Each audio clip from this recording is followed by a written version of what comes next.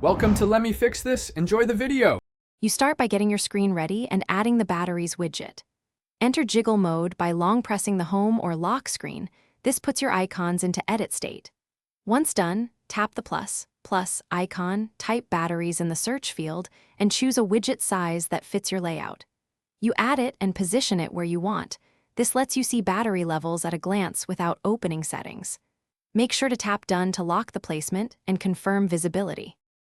Next, you confirm the widget displays the devices you care about and learn how to use it. Once the batteries widget is on screen, verify it lists your iPhone plus any paired AirPods or Apple Watch so you can monitor all devices. Tap the widget to jump into the batteries section for percentages and charging status.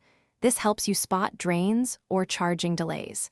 Make sure to use Today View or keep it on a home screen. Swiping or unlocking refreshes. To finish, you optimize placement and handle common hiccups so the widget stays reliable. Place it where you glance often and on a page without heavy widgets to improve refresh speed. If a paired device doesn't appear, make sure Bluetooth is on and repair the accessory. If that fails, restart your iPhone to reset the connection.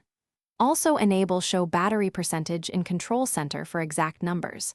If problems persist, try removing and re-adding the batteries widget to force a clean refresh. Thanks for watching. If you found this helpful, don't forget to like and subscribe.